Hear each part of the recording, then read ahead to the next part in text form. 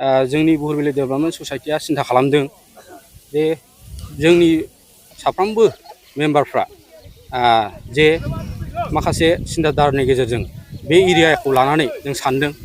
दा गुबुन गुबुन जायगाफ्राव जों नुदों गोबां आबाद थिखांनाय, जेरै बिजनि साइडआव नायदो दुब्लिया माने ओरैनो खालि थाया आरोखि, फुरा माने आबाद मावो। ओमफ्राय जोंनिखौ जों फल' खालामदों, सिन्था खालामदों जे जोंनि जायगायाव माने मोनसेल' आबादखौ बांसिन थिखांनाय नुदों आरो, जेरै माइ आबादनि उनाव माने फ्राय ओरैनो लांदां थायो, बेसर एरि बिदिनो फाथोखौ खम खालामो। दा ओंखायनो जोंना माने रेजिस्टाराव ओरैबायदि दङ जे मोनथाम मोनब्रैसो जोंना डिपार्टमेन्टजों जों रेजिस्टार खालामदों, जेरै आबाद एग्रिकालसारनि सायाव, इडुकेसननि सायाव आरो बिदिनो मेडिकेलनि सायाव, बेफोरबायदि माखासे माबाखौ लानानै जोङो रेजिस्टार खालामदों। अल आसाम जोंनि जे रेजिस्टार बियो।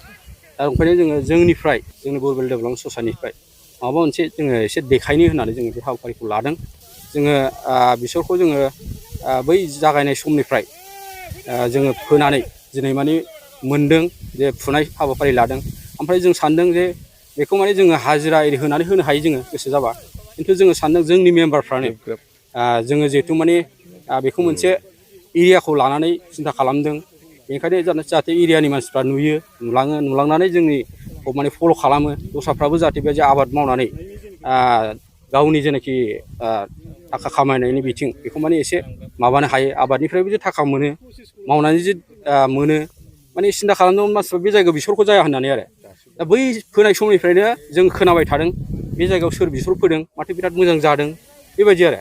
दा जों बेखौ माने दिन्थिबाय आरोखि। ओमफ्राय बिनि लोगो लोगो हावरिजे एसे सानजाहा दंबावो फोनाय आरोखि, जोंखौ नुनानै बिसोरबो माने माबा जानानै साहस जानानै फोदों आरो। दा जादों बेसरा बेहायबो। जोंनि बेसरा मथा मथि 23 बिगासो दं आरोखि, जास्ट देग्लाय जों जागायजेननाय आरो बे। औ, एसे दाबसे बैयाव मोनसे दाबसे दंबावो, बेवहाय माने 10 बिगासो दं आरोखि। दा बे मोननै नैबेखौ जों फुखांनायनि उनावनो बेयाव फैबावगोन। ओमफ्राय जों औ गिबि खेब आरो जों जास्ट माने देग्लाय मावजेननानै देखायदों आरोखि।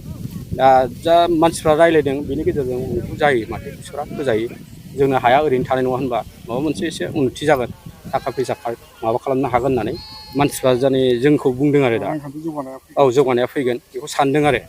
दा बेजों लोगोसे जोङो माने जोंनि जेनाखि बुहुरबिल डेभेलपमेन्ट ससाइटि, बेवहाय जोङो 98 मेम्बार्सफोर दं आरोखि, माने सोद्रोमाजों जों लानाय। आरो बियो जाहैबाय जोंनि मोनसे जायगानिल' नङा, मोनब्रै VCDCनि मानसिफोर बे जायगायाव दं आरो, जेरै आस्राबारि VCDC दङ, रुनिखाथा दङ, थाइखाजरा VCDC दं, खुंग्रिं VCDC दङ। बे गासै मोनब्रै एरियाखौ लानानै जोङो माने कभार खालामदों। कभार खालामनायनि गेजेरजों जों माने बाहाय खुनु आरो जाथिनि बा माबा मोनसे माबानि माबा गैया, सेन्टिमेन्टबो गैया, जेबो गैया। बाहाय माने बर'बो दङ, सुत्रधर दङ, गुबुन गुबुन जाथिफ्राबो नेपालिफोर दङ, गासै लानानै आरो बाहाय हिन्जाव हौवानि जेबो फाराग गैया, बाहाय हिन्जावफोरबो दङ मेम्बारफोर, हौवाफोरबो दङ। गासै जयै जोङो एरियानि थाखाय जोङो सिन्था खालामदों आरो खालामनायनि गेजेरजों नैबे ससाइटिखौ दानाय जादों आरो लोगोसे रेजिस्टार खालामनाय जादों। उननि समावबो फिउचाराव आबाद मावनो गुबुन मा आबाद मावनो जोङो उननि समाव जोङो माने सिन्था खालामबाय थादों फाथो आबादबो मावनायनि, आरो लोगोसे बे बेसरजों लोगोसे माइफोरबो मोनो नामा बेखौ जों सानदों।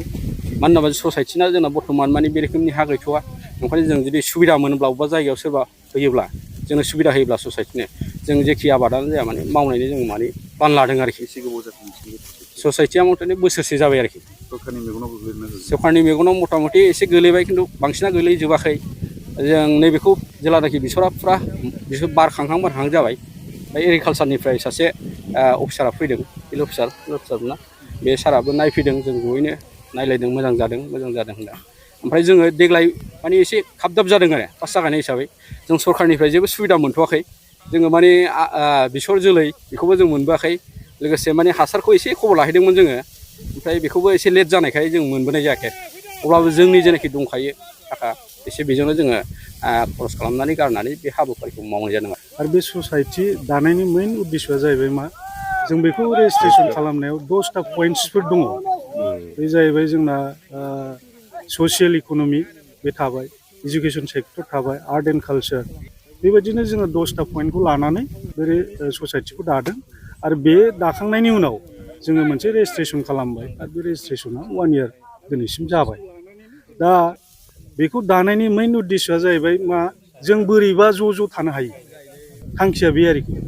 ज' बबेबा मोनसे खामानिखौ जोङो बोरैबा मावलायोबा हेल्प जालायो नामा दा दिनै जोङो इडुकेसन खेथ्रआव जोंनि गथ'फोरखौ जोङो बोरैबा जेन'बा डाक्टार इन्जिनियार खालामहैनो थाखाय बोरैबा हेल्प होलायनो हायो नामा दा जोंनाव 98 फेमिलि दं बेवहाय जुदि सोरबा जुदि लेखा एसे रोंबोनाय गथ' दंबा जोंनि फेमिलियाव जों बेखौ टटेलि जोङो सापर्ट खालामनाय बेबायदिनो जोङो one bye one step by step जोङो बेबायदि लांनायनि मेइन उद्देश्यजोंनो बे ससाइटिखौ दानाय जादों खार'ना जाहैबाय मा जोंनो फिस नांगौ ओंखायनो जोङो ज' थालायनानै खामानि मावलायनो होननानैनो जोङो बे ससाइटिखौ दादों आरो बेनि हेड अफिसा रुनिखाथायावनो दङ नोंथांमोननि बेवहाय बेसर आबाद मावबाय बेवहाय नोंथांमोना बेसेबांसो मुलाम्फाखौ मोनदों मुलाम्फानि खेथ्रआव जोंना फार्स्ट साननाया बेनो जे जों बेवहाय मुलाम्फा आरो लस जों बाहाय जेबो फाराग लायाखै जाय हक जोङो देखायग्रोनि जों दिनैहाय फोखांनायनि उनाव नुबाय जे मुलाम्फाया जथेस्थ' जोंनाव फैसिगोन मानो होनबा जोङो पार बिगा 3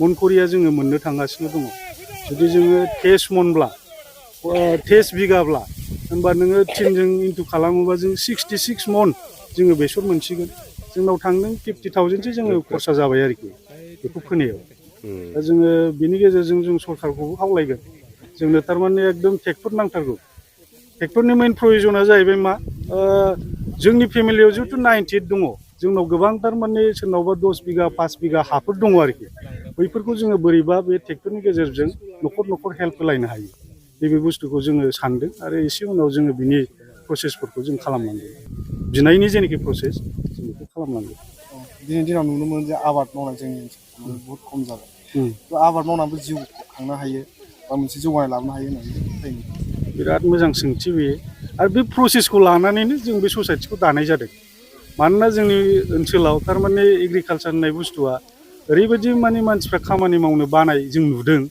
जायनि फलाव हाफ्रा गोदोसोनानै थाजोब्बाय ओंखायनो नैबेफोर हाखौनो साप'ज जोङो नैबे जायनाखि दा बेसर फोनाय हा बेबो गोदोसोनानै थागौमोन माइ आबाद मावखांनायनि उनाव दा जों बेखौनो खनसायनानै जों दिन्थिदों आरो मा जे ओरै मावोब्ला जोङो मोननो हायो नामा